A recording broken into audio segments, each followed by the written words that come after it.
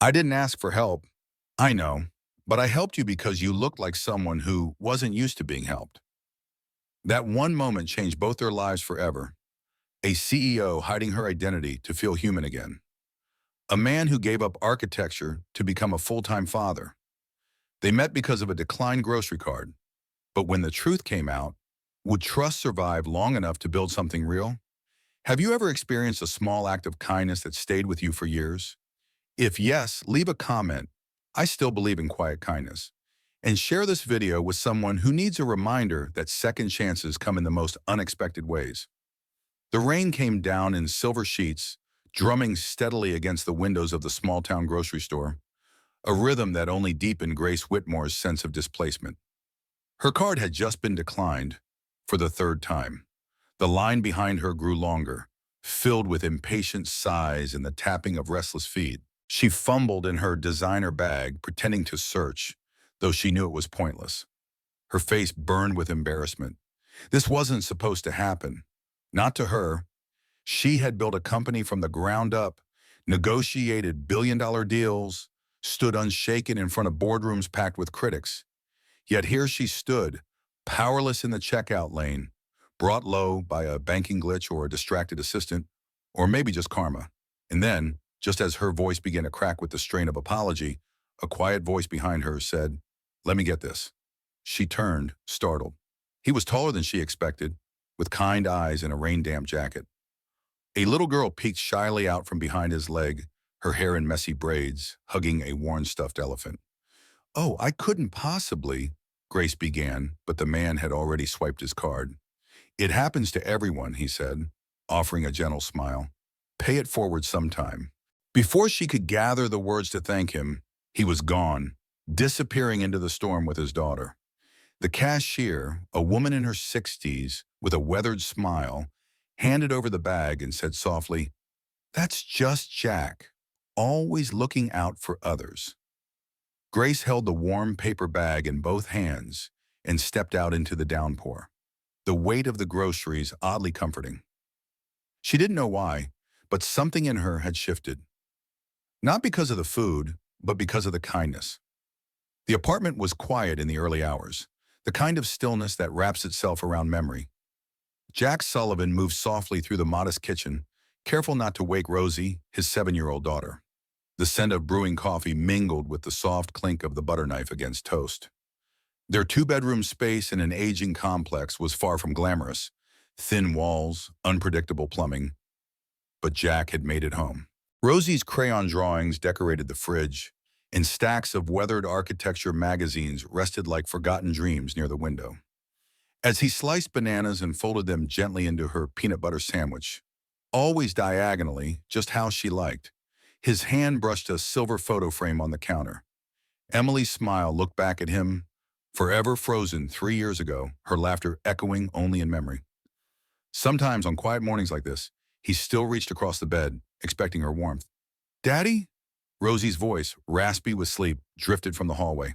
She clutched her stuffed elephant, his button eye long gone, and blinked up at him through tangled curls. "Morning, sunshine," Jack whispered, his entire body softening at her presence. As she settled at the kitchen table, asking about pancakes, Jack flipped open an old copy of Architectural Living, tracing the blueprints like they were maps to a place he used to live. Once he had designed real buildings, sleek community centers, sustainable housing complexes. He was part of the team that shaped Horizon Square, a project people still studied. But then Emily got sick. The firm was kind at first, offering leave and remote options. Eventually, though, life demanded he choose, drafting high-rises or caring for a dying wife and raising a daughter alone. So he chose. Now he was a grocery store manager. Not glamorous, but stable. Close to Rosie's school, predictable hours, enough to keep the lights on and the rent paid. Today, Rosie asked about career day at school. "Will Mrs. Patterson still come?" she asked between bites of pancake. Jack hesitated, then said, "I was thinking, maybe I'd come this year." She lit up instantly, and for a moment Jack wondered if she remembered when he once sketched towers, not stock cereal. "You talk about the store?" she asked. "Yeah," he nodded, unsure. "Unless you'd rather I talk about something else," she smiled. You're the best at talking about anything. The plot of land looked nothing like a future community garden. Just cracked pavement, overgrown weeds, and a rusting fence. But Grace Whitmore stepped out of her car with a determination she hadn't felt in weeks. She wore jeans and a faded blue blouse, her hair pulled into a no-nonsense ponytail. No driver, no assistant, no title, just Grace, here to volunteer, to get her hands dirty. The site coordinator blinked in surprise. "Miss Whitmore, we didn't expect—" "Grace," she corrected gently, taking the offered gloves. "Where do you need me?" Soon she was kneeling in the dirt, tugging stubborn weeds from what would one day be a flower bed. She didn't notice the voices at first, until one gentle baritone cut through the late morning chatter. "Careful with those seedlings, Rosie. They're just babies." Grace's breath caught. She turned slowly and saw him. Jack Sullivan, kneeling beside a little girl with flyaway curls and dirt-smudged cheeks. Rosie. Her hands were deep in the soil, tenderly placing a young tomato plant into its hole, beaming up at her father with unmistakable joy. Grace approached hesitantly, brushing dirt from her gloves. "Hello again," she said. Jack looked up, eyes narrowing for a moment in confusion before widening in recognition. "Grocery store lady," he said with a small smile. "Grace," she offered. "I never got to thank you properly." "No thanks necessary," he replied, gesturing around them. "Didn't expect to see you here." "I work in construction," she said with practiced ease. "This project caught my interest." Rosie tugged on his sleeve. "Can I plant the purple ones now?" "Sure," Jack nodded, then turned to Grace.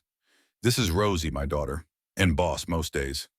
"I liked your rainbow," Grace said to the girl, referencing the crayon drawing that had come with her groceries. Rosie beamed. "I've got better ones now. I go to art class on Saturdays." "Art and gardening?" Grace chuckled. "You're a Renaissance woman," Rosie giggled, though she didn't understand the term. Jack watched them with a curious softness in his eyes. Then he held up a thermos. "Tea? Nothing fancy. Green with mint."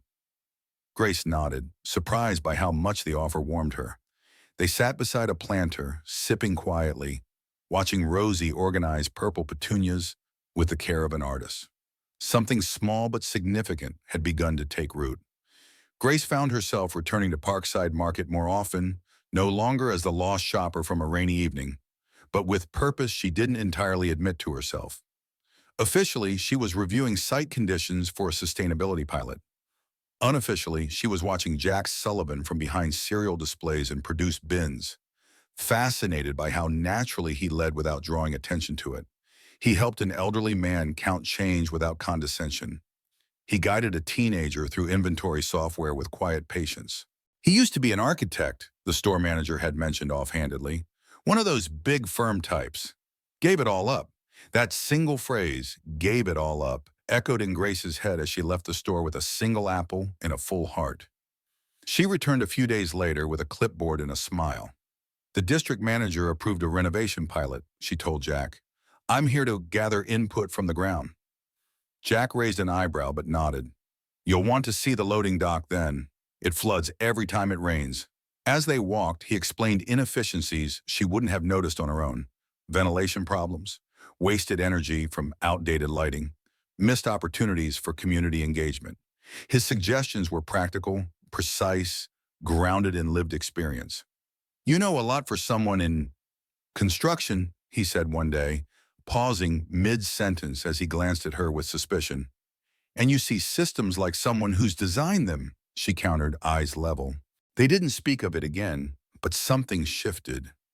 Jack brought out old blueprints and showed her his sketches. She brought architectural journals and asked his opinion.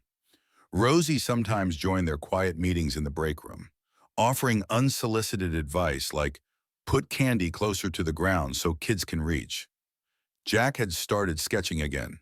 Just lines at first, then detailed concepts, renewed by Grace's questions, her interest, her presence. The renovation plan quietly grew beyond simple energy efficiency.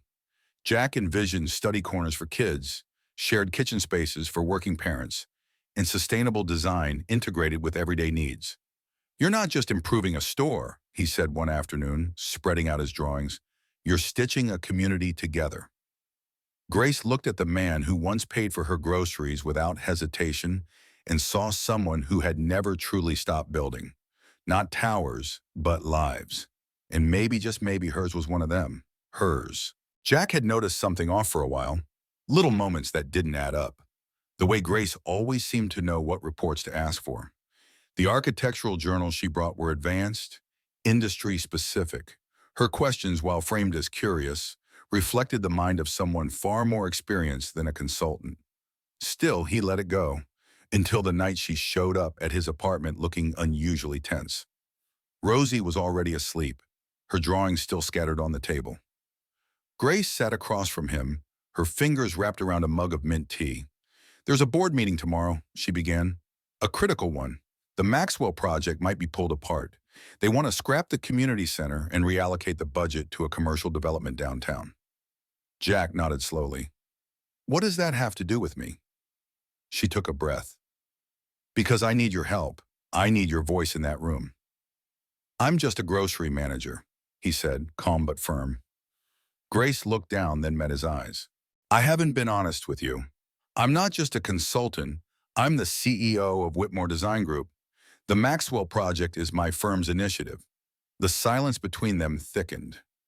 Jack stared at her, hurt blooming slowly behind his eyes. "So this, us, has been what? A project?" "No," she said quickly. "It started because of that day in the store, yes. But I kept coming back because you challenged me, inspired me. You made me see what architecture should be again." "But you lied," he said. Not angry, just tired. "You looked me in the eye and let me believe we were equals." Grace didn't defend herself. "You're right," she said softly. "I was afraid if I told you the truth, it would change everything." Jack stood and walked toward the window, his reflection layered with city lights. "Do you know what it's like to give up everything for someone you love?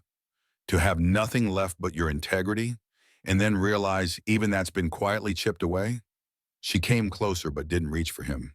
"I won't ask you to forgive me. Just come tomorrow. Not for me, for the people the project was meant to serve." Jack didn't answer, but long after she left, he stood at the window holding one of his sketches. The lines were clean, simple, but beneath them, depth, connection, purpose. He stayed up the rest of the night drawing. Grace stood at the front of the glass-walled boardroom, her voice steady, but her pulse unrelenting beneath the calm. Slides clicked behind her as she outlined the revised Maxwell project. Every design adjustment rooted in real community needs. Every cost accounted for. Every intention sincere. Still, she could feel the resistance thick in the air, especially from Charles Denton, the board's longest-sitting member. "While your aesthetic improvements are admirable," he drawled, "the numbers remain unfavorable. Community-centered elements drive up cost, extend the timeline, and delay return on investment."